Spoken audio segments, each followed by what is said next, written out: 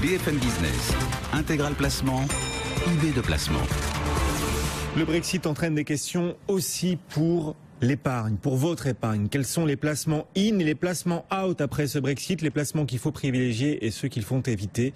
On va répondre avec Vincent Kutkovic. Bonjour Vincent. Bonjour Guillaume. Cofondateur, directeur général de bienprévoir.fr. Ce Brexit, Vincent, il aura vraiment des conséquences aussi pour les épargnants français?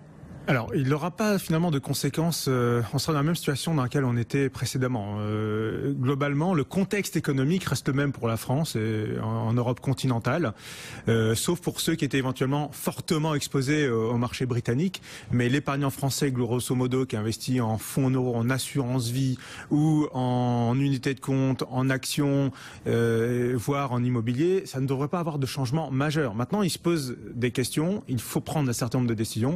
Et il y a certaines surprises qui risquent d'apparaître. Alors déjà, l'impact économique de ce Brexit, difficile de le mesurer évidemment. Certains attendent une récession au Royaume-Uni, en tout cas un impact, même s'il est marginal, un impact sur la croissance en zone euro, y compris en France. Du coup, un impact aussi sur les taux et donc sur les placements. On l'a vu juste dans votre chronique précédente, effectivement, les taux restent extrêmement bas. Il ne faut pas s'attendre dans le contexte actuel à se dire finalement on va sortir du contexte de taux bas. Non, on va continuer à y rester. Pourquoi? Parce que d'abord, il y a un engouement aussi pour la dette un peu plus sûre, comme la dette allemande, la dette française. Donc ça fait baisser les taux. Même la Banque d'Angleterre voit ses taux baisser malgré le niveau la dégradation récente hier de la note anglaise. Donc les taux vont continuer à être bas. Je rappelle que l'objectif des banques centrales et de la Banque centrale européenne, c'est d'être à 2% d'inflation. Et tant qu'on n'est pas à ce niveau d'inflation, les taux ne remonteront pas. Donc on confirme le fait qu'on va être dans des taux bas durablement. Quel impact, par exemple, sur les fonds en euros?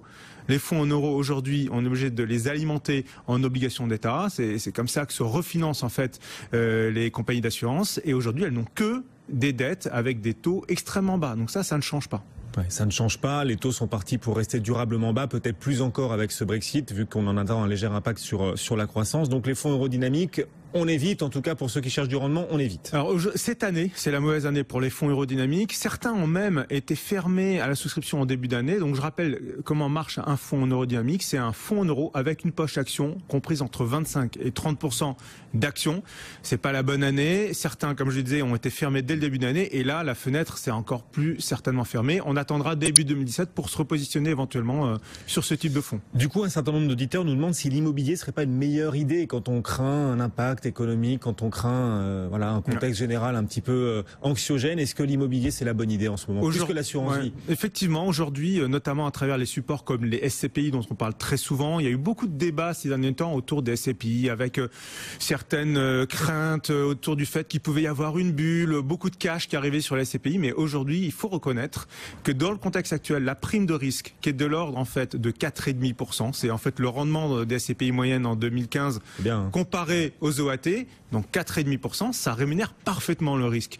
Aujourd'hui, si on investit essentiellement sur les bureaux, par exemple les bureaux parisiens, on entend par ailleurs que il pourrait y avoir un engouement pour les bureaux parisiens. Là aussi, je tiens après le Brexit, après le Brexit, parce que beaucoup d'équipes financières, il y a quelques milliers de personnes qui pourraient se voir rapatrier en France ou déménager en France si on se débrouille bien.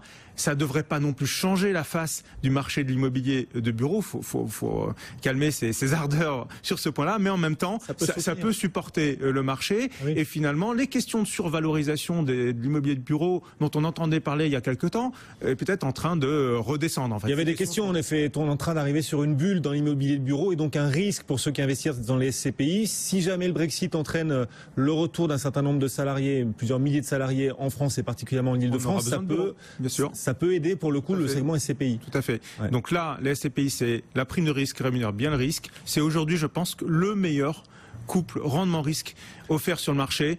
Et c'est mieux que les actions parce qu'on n'a pas la volatilité des actions. Je rappelle quand même que derrière des baux immobiliers, c'est des engagements de grosses entreprises internationales sur 6 ans, 9 ans, 12 ans. Donc ça n'a rien à voir avec la volatilité qu'on connaît sur les marchés actions. Par contre, il existe aussi dans l'immobilier aujourd'hui de plus en plus d'OPCI. Attention sur les OPCI parce qu'on a une poche liquidité de 30%. Et là, il peut y avoir des petits allers-retours actuellement. Là, avec les OPCI, vous vous exposez à la volatilité des marchés financiers. Exactement. Exactement. Beaucoup plus que sur les SCPI. Tout à fait. Donc SCPI, pourquoi pas? Ça peut être un choix gagnant après le Brexit. Ouais. Pourquoi pas? Les actions, qu'est-ce qu'on fait là? On a perdu 11% en 2 jours. Bon, il est temps de revenir. On a perdu aussi ce qu'on a gagné pendant quelques semaines auparavant. Il est trop tôt pour revenir massivement sur les actions. Je pense qu'aujourd'hui, il y a quelques secteurs sur lesquels il faut avoir un œil intéressé. C'est notamment le secteur de la santé. Il faut sortir peut-être de tout ce qui est bancaire actuellement, sauf si on a une personnalité de trader pour pouvoir faire des allers-retours. Non, mais en réalité, aujourd'hui, il y a quelques secteurs comme la santé, par exemple, je le disais, qui peuvent être intéressants, attractifs. Et là, la meilleure manière de retourner sur les marchés actions, c'est d'utiliser. Je pense pas aux ETF aujourd'hui parce que finalement, ils ne font que reproduire ce qui se passe sur les marchés. Mais par contre, il existe des produits structurés qui permettent de se protéger à la baisse. Au marché secondaire, je dirais que c'est la meilleure solution aujourd'hui. Allez au marché secondaire sur les produits structurés parce que vous achetez une protection à la baisse et en même temps vous rentrez dans les conditions actuelles. Et là, vous avez des objectifs de gain si les marchés commencent à se rétablir. Intéressant. Produits structurés, ça s'appelle comme ça. Produits structurés, ou produits à formule, avec des paniers d'actions, des objectifs de gain et des protections partielles en capital.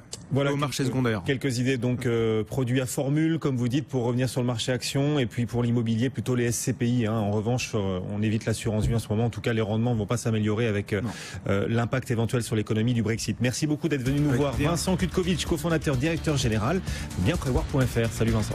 Et le CAC 40 à 4087 points regagne 2,5%. On continue à parcourir le monde de vos placements.